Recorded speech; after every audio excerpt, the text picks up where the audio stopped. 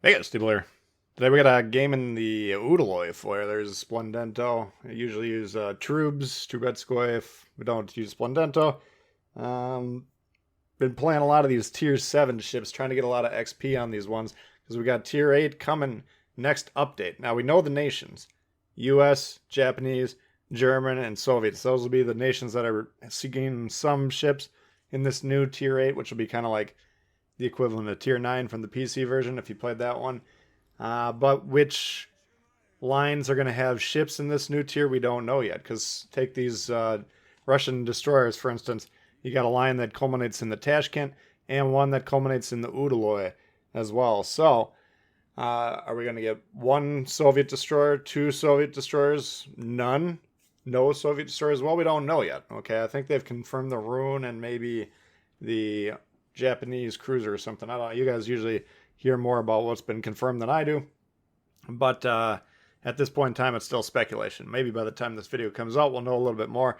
But if you know more information, let us know in the comments. All right, Greece domination mode here. Pretty hard fought game. 4 destroyers, actually 5 per side, but we had 2 in the middle. Now, Greece B cap, a lot of times the destroyers that spawn in the middle will play the cap, which is fine. That's technically a responsibility.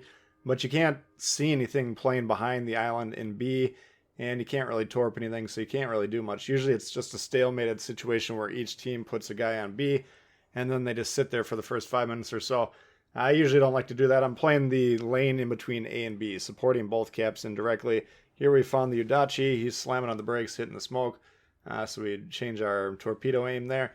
And then we move in here. Now, as soon as his smoke is fully up here, he dropped spot. He was the one that was shooting us.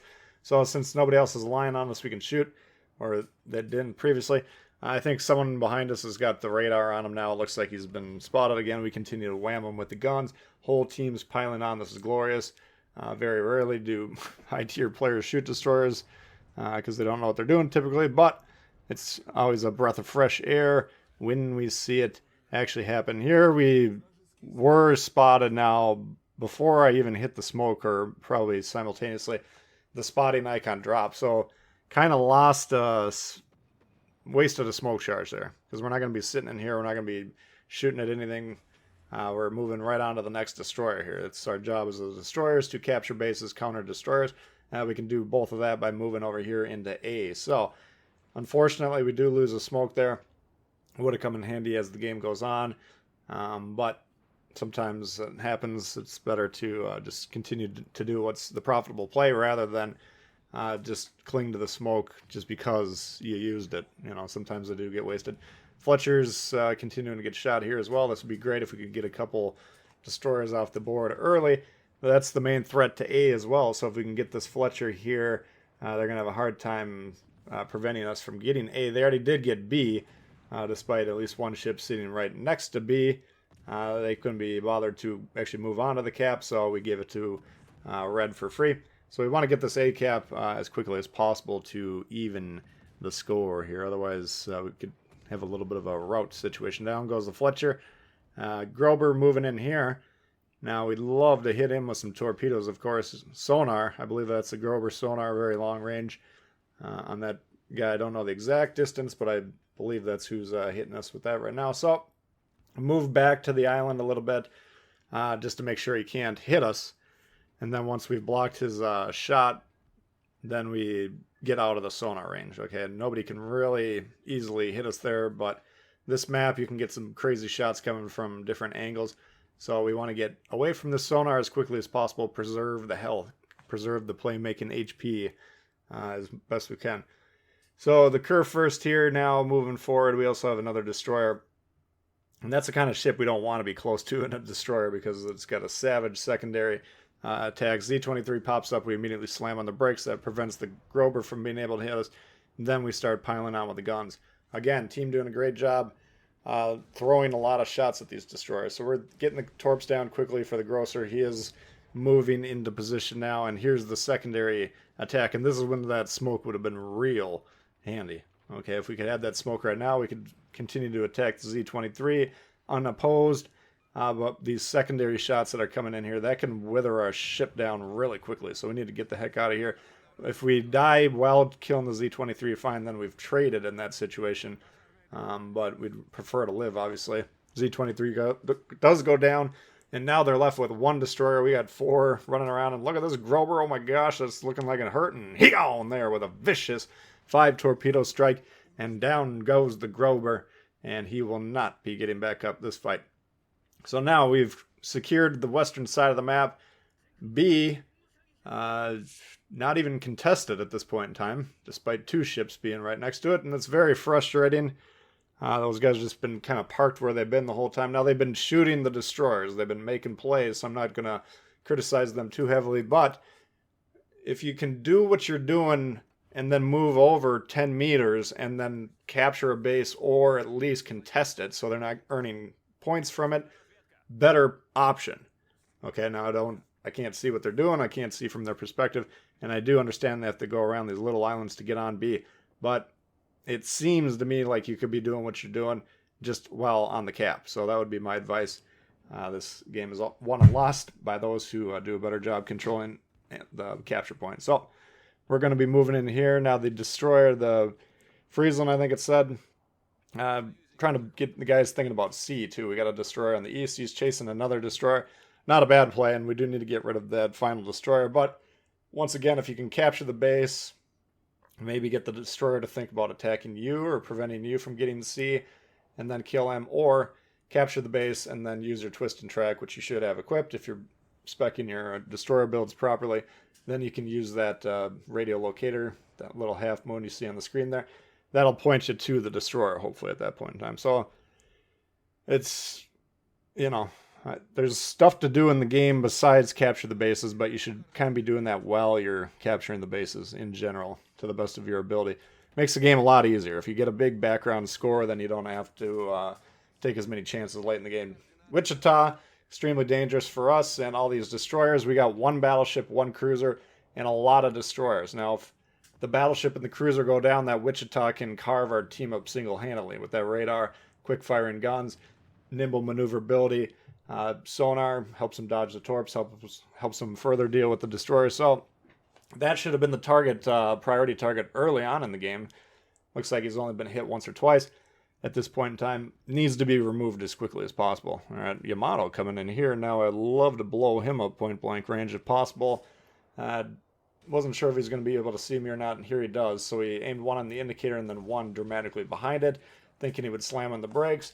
Hoping to hit him with maybe half of each salvo. He just slams on the gas, or kept it going at least, and I think he hit a good chunk of the first salvo, 4 of them, but then the other salvo missed him completely. So he's low. I think he's about to go down, though. We do have a serious flood on him there. You can see the damage continuing to tick, so he's not going to last for too long. Wichita taking some damage there, but still 15,000. And then this Cleveland, attack the Wichita, my boy. Attack him. He doesn't have torps. Killing the Wichita effectively ends the game. Letting your crew off at the dock and going out to lunch while there's a war happening, not as profitable. All right, so I was a little bit too aggressive here. I was hoping to pile on with those other guys that were attacking him. Took some vicious shots. He's going to hit us with the radar here, and that's making me nervous. Now, I was under the assumption that the Wichita continued going from left to right towards the Iowa.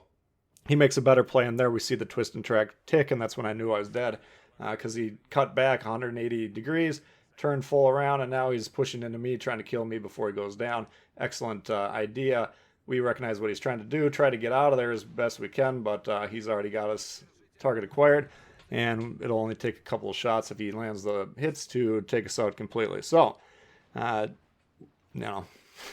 guess, did I need to be as aggressive there? Not really. We got the lead, right? And we are adding 3 points currently because the only cap that they ever captured was B, which is contested. So, fair criticism to say that was a waste of a destroyer right there. Okay, but, I could also say, Cleveland, come over here, shoot him once or twice, and then that problem would be solved on its own. So, what I was attempting to do was trying to go over towards C. If we're going to have the stalemated situation on B, I was going to see, okay, if that Wichita goes behind that one, maybe I can sneak over to C. That was the intent when I was playing it. Obviously, it didn't work, and should have been a little bit more defensive in retrospect. Speaking of defensive, here's a Yamato parked on the moon. Now, you know, the only thing more scary than Yamato parked on the moon, aiming at you using the Hubble telescope, is a Yamato that's right next to you. Okay, I don't know why these battleship guys are constantly backline Bettys. Just move into this cap, smack the heck out of the Iowa, smack the heck out of the Wichita. You have a lot more fun. You know, I guess it's a nice, relaxing way to spend an afternoon, just sitting there with your feet up, permanently zoom down the sights, lobbing missed shots every 30 seconds. That'd be boring to me, is what I'm trying to say. But a lot of the Battleship players seem to revel in that type of gameplay. So now the Cleveland does go ahead and whams the Iowa. Great job there. And this is the advantage of having the score. Like, these guys on our team do not have to push, whereas Red does. If they want to win the game, which hopefully they would want to be winning the game, otherwise why play it? They have to move forward here, right? Because they're down, 222 points, 25 points, whatever it is. And time's running out, right? And the only cap that they control is not generating any income because our guys are sitting on it. So they could just have the luxury of sitting back here, defending, and taking those guys out one at a time. And now here's the Destroyer. He's chiming in with the guns, trying to gun down the Yamato, who I guarantee was nearly full health. So I don't know what his chances are of killing him with the guns. Probably not great would be my guess, but the Cleveland's hitting him with some great shots and winds up getting him there with a well-aimed cruiser shot. So that's a look at the Udaloi for you guys. Hopefully you did enjoy it. If you did, please hit the thumbs up. New to the channel, consider subscribing. Lots of World of Warships coming for you all the time. Questions, comments, leave below. Love to hear from you, and we'll see y'all later. Peace.